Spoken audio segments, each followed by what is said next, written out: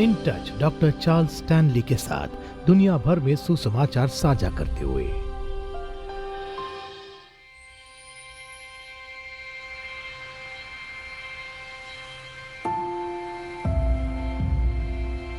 मुझे परमेश्वर से बुलावा आया था, और यदि परमेश्वर आपको कहीं से भी बुलाता है तो आपको उसकी आज्ञा मानने और जो आप कर रहे हैं उसे छोड़ देने की आवश्यकता है, और जो वो आपको करने के लिए कह रहा है उसे करें। उन्होंने मुझे महिलाओं की मदद करने, उनसे बात करने, उन्हें प्रोत्साहित करने के लिए बुलाया था। और फिर बाद में मुझे एहसास हुआ कि यह अस्पताल में एक पादरी का काम था। यह एक मिशन अस्पताल था। ये कहीं है, जब आप यहाँ आते हैं आप जानते हैं ये कुछ है, कुछ अलग है। बहुत से लोग यहाँ आने से परमेश्वर को जानते हैं।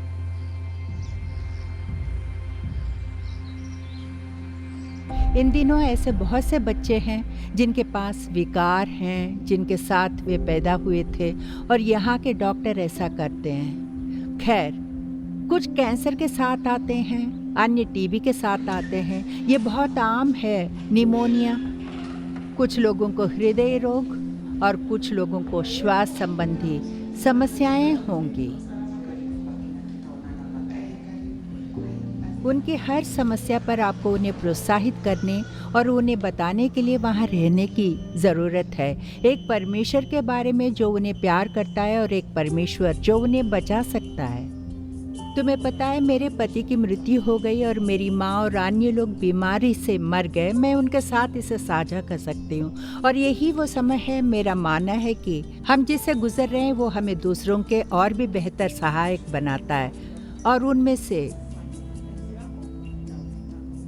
से कई यीशु मसीह को अपना उद्धारकर्ता मानकर घर जाते हैं। मैं इस तरह का काम करने के लिए हर दिन अस्पताल जाती हूँ, और ये मेरे लिए बहुत मुश्किल रहा है।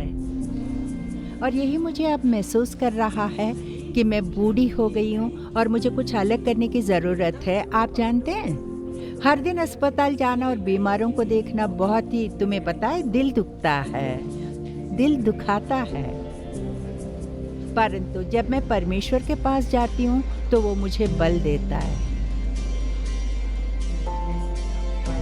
मैं ऑडियो बाइबल से डॉक्टर स्टैनली के संदेश भी सुनती हूँ, और वे वास्तव में मेरे लिए बहुत मददगार हैं। और जब आप परमेश्वर के वचन को अपने साथ किसी ऐसे व्यक्ति के पास ले जा रहे हैं जो पढ़ नहीं सकता है, तो आप उन्हें इसे सुनने में मदद करते हैं। उन्हें पता चल जाएगा कि परमेश्वर वो बात कह रहा है, और फिर आप उन्हें रसूल दिखाते हैं और कहते हैं ये परमेश्वर का वचन है। मैं थकी हुई हो सकती हूँ, लेकिन जाने से पहले मैं जानना चाहती हूँ कि हर कोई खुश है और हर किसी की देखभाल की जा रही है। मैं वहाँ जाना चाहती हूँ जहाँ जाने के लिए प्रभु मुझे कहते हैं। मुझे बस यीशु मसीह के नाम को दूसरों के साथ बांटना है। ये लोगों को मृत्यु से जीवन की ओर ले जाने जैसा है। आप चाहते हैं कि उन्हें आपकी तरह बचाया जाए, इसलिए अपनी परमेश्वर की सेवा को सीमित ना रखें। इससे कोई फर्क नहीं पड़ता कि आप कौन हैं, चाहे चिकित्सा हो या कुछ भी। आप अपने जीवन के साथ यीशु मसीह के सुसमाचार का प्रचार करने जा रहे हैं।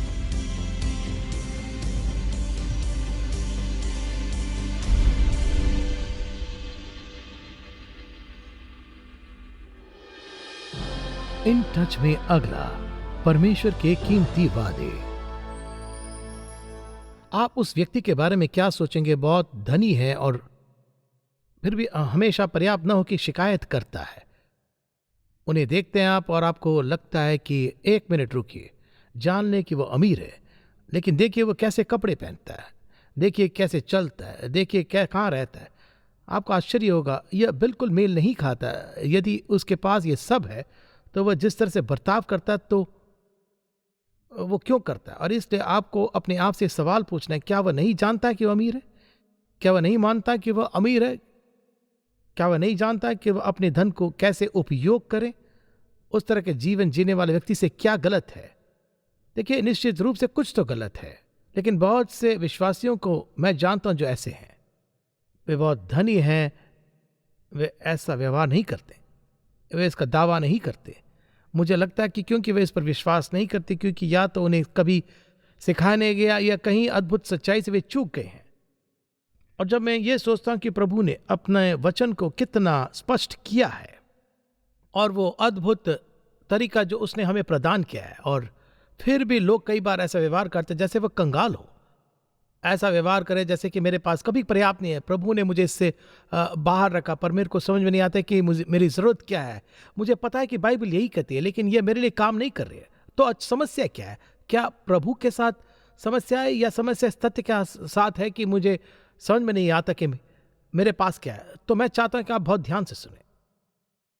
यह आपके अपने बारे में सोचने के तरीके को बदल देगा, और हो सकता है कि आप प्रभु के बारे में क्या सोचते हैं इसे भी। तो इसलिए मैं चाहता हूं कि आप दूसरे पत्रस की छोटी पुस्तक देखें और एक अध्याय को देखिए, और यह द प्रॉमिस ऑफ गॉड पर हमारी श्रृंखला में दूसरा संदेश है। और पवित्र शास्त्र के इस विशेष पैसेज में पत्रस इस अद्भुत धन का वर्णन करता है जो आपके और मेरे पास है। तो सुने कि वो क्या कहता है।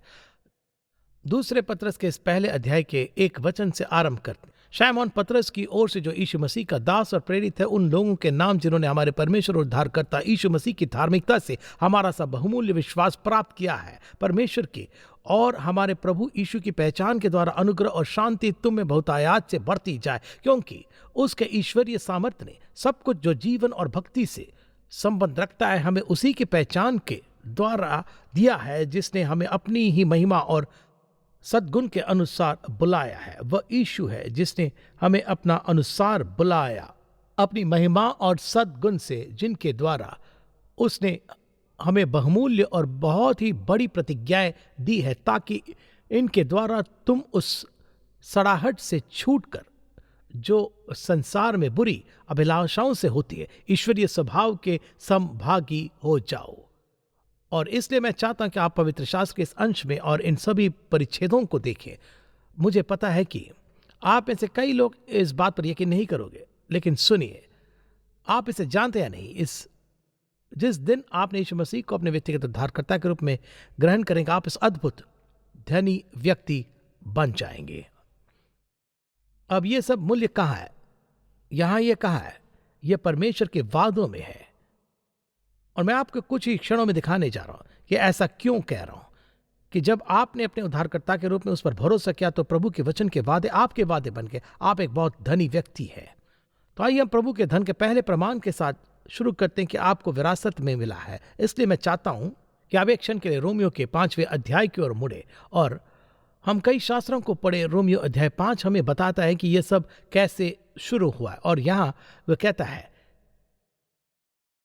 6वें वचन में, वे कहते हैं, क्योंकि जब हम निर्बल ही थे तो मसीह ठीक समय पर भक्तिहीनों के लिए मरा। किसी धर्मी जन के लिए कोई मरे, यह तो दुर्लभ है, परंतु क्या जाने किसी भले मनुष्य के लिए कोई मरने का भी हियाव करे। परंतु परमेश्वर हम पर अपने प्रेम की भलाई इस रीति से प्रकट करता है कि जब हम पापी ही थे तभी मसीह हमारे लिए मरा। सो जबकि हम अब उसके लोहू के कारण धर्मी ठहरे, तो उसके द्वारा क्रोध से क्यों न बचेंगे, क्योंकि बैरी होने की दशा में तो उसके पुत्र की मृत्यु के द्वारा हमारा मेल परमेश्वर के साथ हुआ, फिर मेल हो जाने पर उसके जीवन के कारण हम उद्धार क्यों न पाएंगे। और केवल यही नहीं, परंतु हम अपने प्रभु यीशु मसीह के द्वारा, जिसके द्वारा हमारा मेल हुआ है परमेश्वर के विषय में भी घमंड भी करते हैं। अब इसे देखिए, जब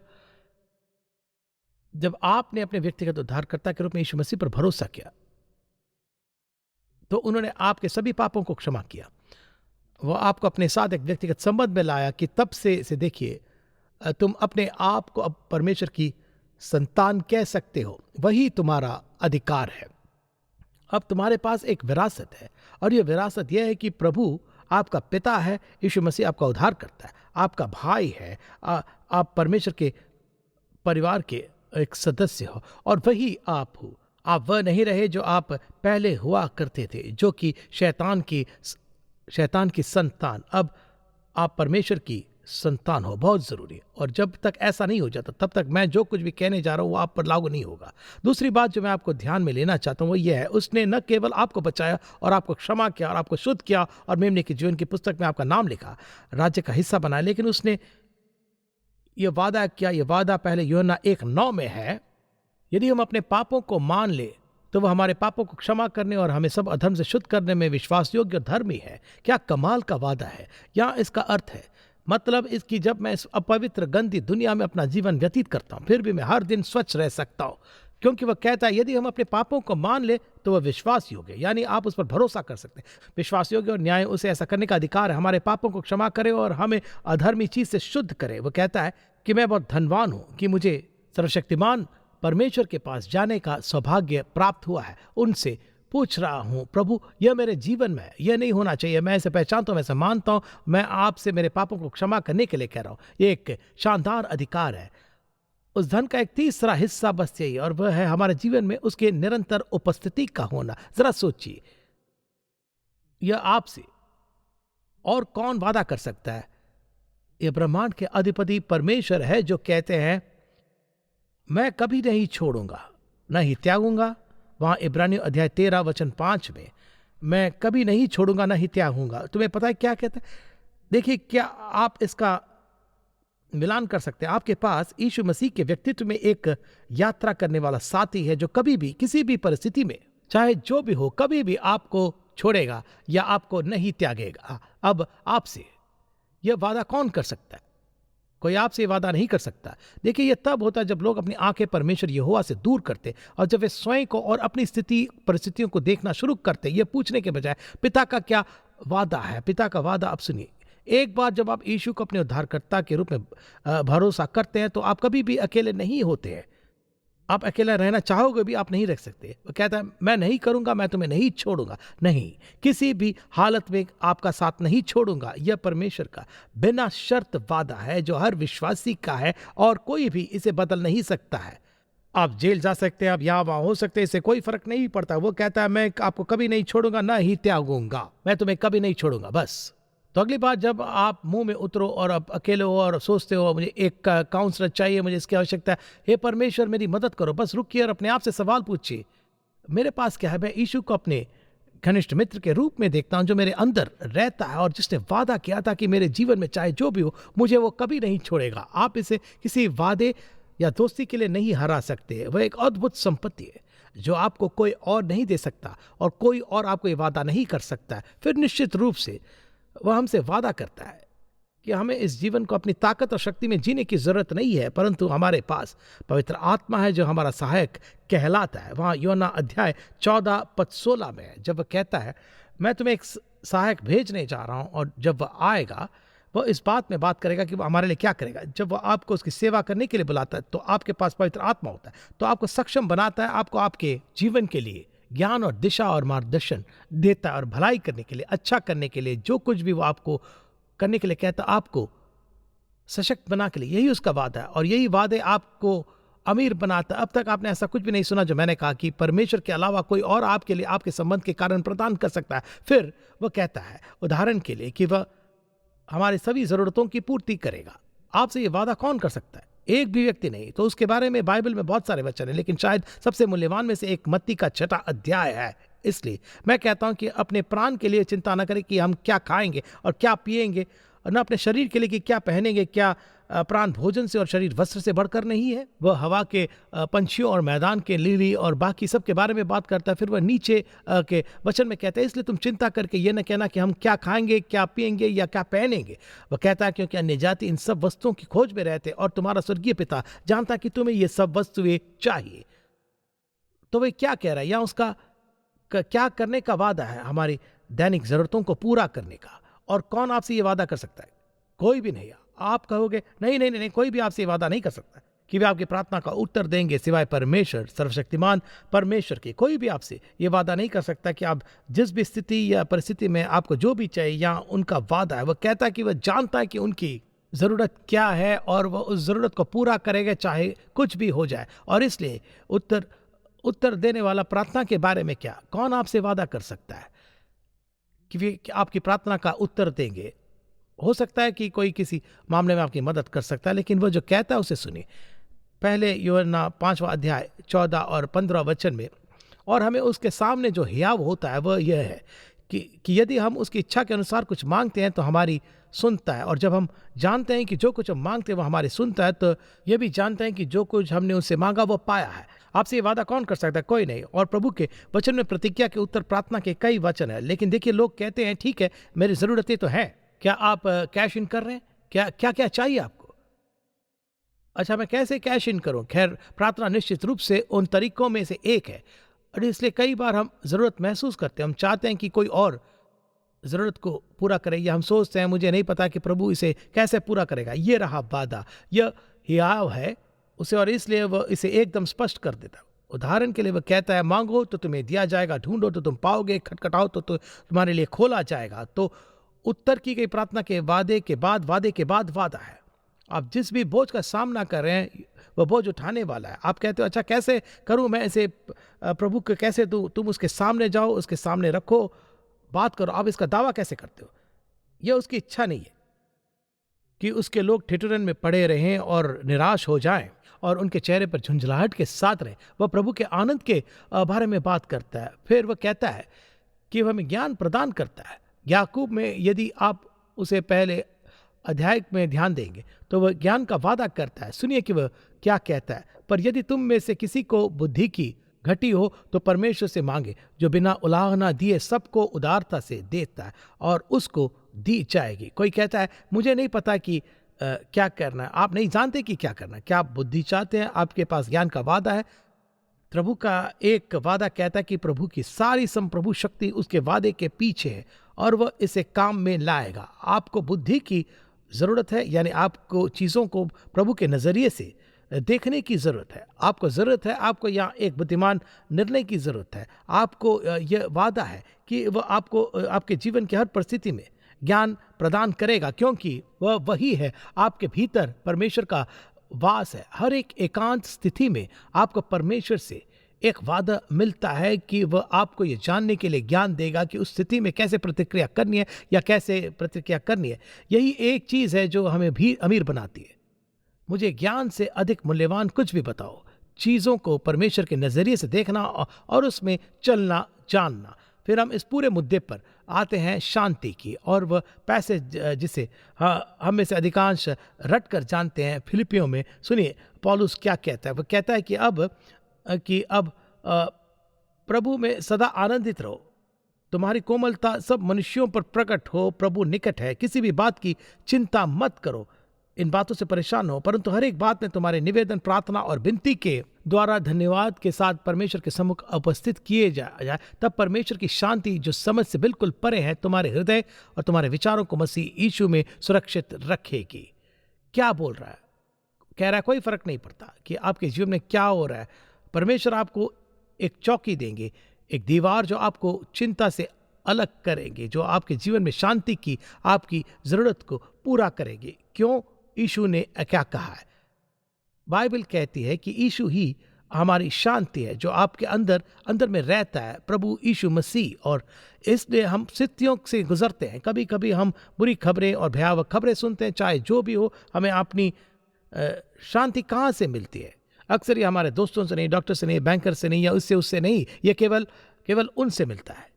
जरा सोचिए, आपकी शांति वह नहीं है जो आप उससे और उनसे प्राप्त करते हैं। आपकी शांति आपके भीतर रहते हैं। यह परमेश्वर का एक स्थायी वादा है। यीशु ने क्या है? मैं तुम्हें शांति दिए जाता हूँ, अपनी शांति तुम्हें देता हूँ, वैसे नहीं जैसे संसार देता है। तुम्हारा मन न घबराए और न डरे। वह हमें जो सबसे अद्भुत वादे देता है उनमें से ये है कि हम जीवन में जो कुछ भी सामना करते हैं उसमें हम शांति पा सकते हैं। हमें चुनना है कि हम उसके वादे का दावा करने जा रहे हैं। और अगर आप आज उसके वादे का दावा करते हैं, प्रभु मैं जानता हूं कि आप जब भी तैयार हो आप मुझे घर बुला सकते हैं, लेकिन तब तक मैं इसे अपना सर्वश्रेष्ठ दूंगा, मैं मजबूत होऊंगा, मैं फलदायी बनूंगा। मैं चाहता हूं कि मेरा जीवन परमेश्वर के राज्य के लिए गिना जाए। और फिर भजन संहिता 37 में देखिए, क्योंकि यहाँ प्रभु का एक अद्भुत वादा है। अगर मैं कहूँ कि आप अपने दिल की इच्छाओं को पूरा करना चाहोगे, और अगर मैं ये कहूँ अगर तुम्हारे दिल की क्या ख्वाहिश है, कोई कहता है अच्छा मुझे पति चाहिए, पत्नी चाहिए, ये चाहिए, वो चाहिए, आपकी दिल की क्या इच्छा है? यहाँ प्रभु क्या कहते हैं? ये सर्वशक्तिमान परमेश्वर का एक वादा है जिसके पास सारी शक्ति है और उसके पास तुम्हारे लिए बिना शर्त प्यार है। ये ध्यान में रखिएगा। यहोवा को अपने सुख का मूल जान और वह तेरे मनोरथों को पूरा करेगा। उसमें प्रसन्न होने का अर्थ क्या है? उस पैसेज को देखिए, थोड़ा पढ़ ले, प्रभु से आपको ये दिखाने के लिए कहे कि स्वयं को प्रभु में प्रसन्न करने का क्या अर्थ है। आखिर में इसका सीधा मतलब है, मेरे जीवन में हर चीज़ से ऊपर मेरे जीवन में जो महत्वपूर्ण, उसके साथ मेरा रिश्ता सबसे महत्वपूर्ण है।